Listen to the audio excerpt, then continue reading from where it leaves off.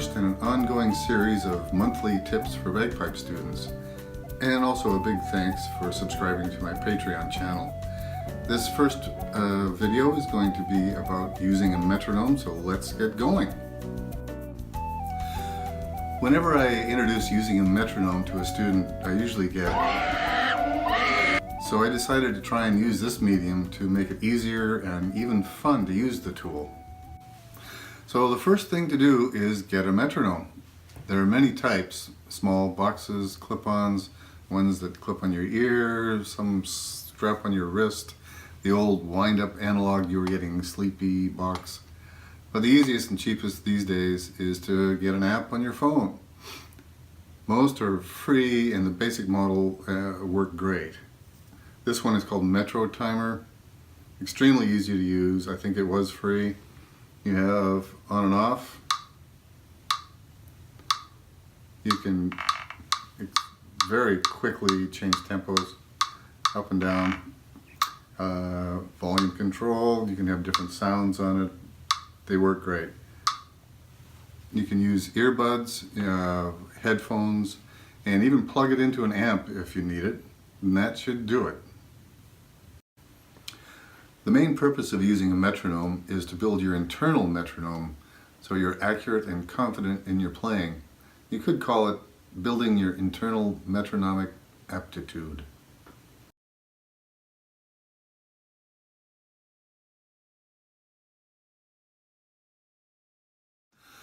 So let's start with a simple exercise, tapping your foot or clapping or snapping your fingers to a click. Set your metronome to 60 BPM or beats per minute and listen to a few beats, see if you can internalize that, and then keep time with it.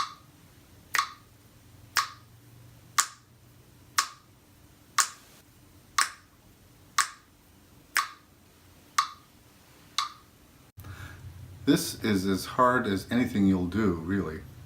Turn it on and go for it. The key with these exercises is accuracy. Be as precise as you can all the time.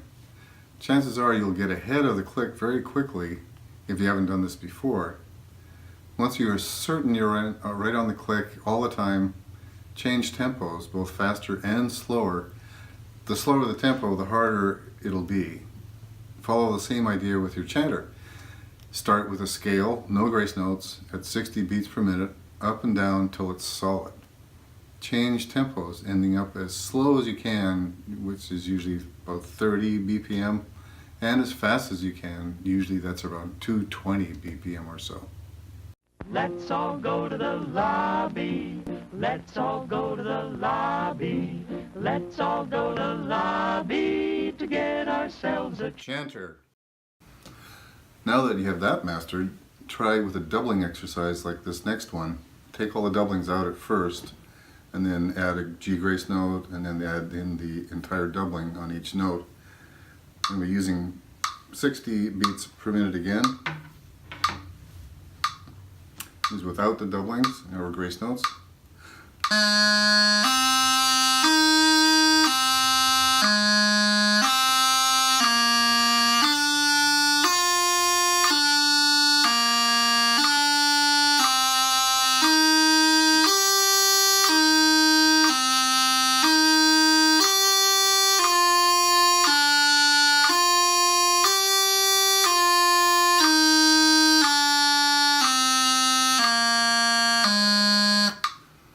Okay, and the next one, same exercise with just G grace notes, trying to line the G grace note up exactly on the click every time.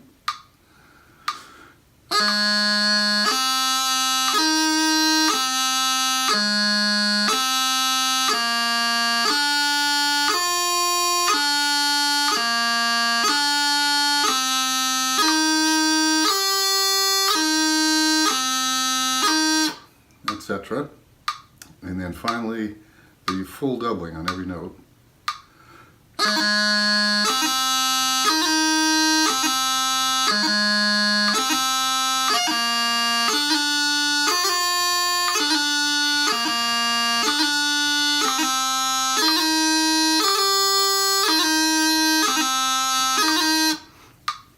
rinse and repeat.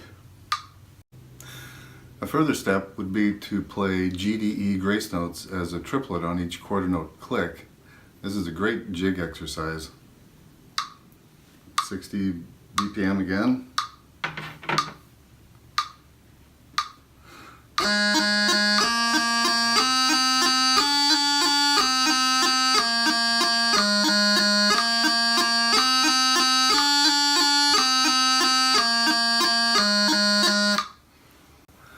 Working with a metronome seems like a lot of work at first, but it's one of the most important things you can do playing any instrument.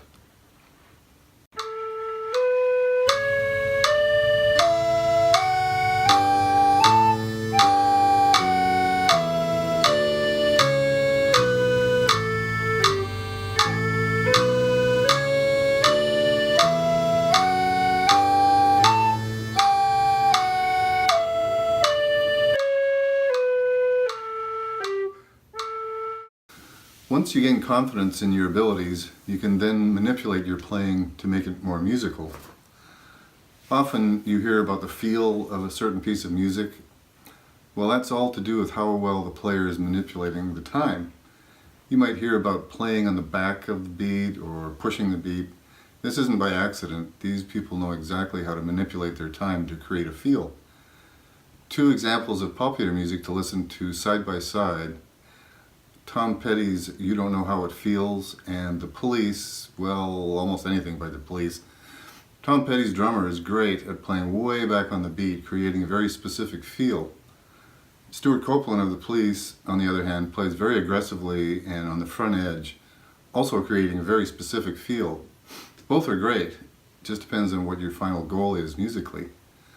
So on the pipes, it may be a little tougher to make certain tunes laid back or up front, but it can still be done. Listen to some top players side by side with, say, 2/4 marches for different styles for sure. There are, of course, many more ways to use a metronome. This video explains some of the more simple ones to get you going. And one last thing, you can take this to another level. Any music that comes on the radio or anywhere, try keeping dead accurate time to it. I think some people call it steering wheel drummers when you're in the car. And lastly, thanks so much for checking in and joining the Patreon group, and hope to see you again next month.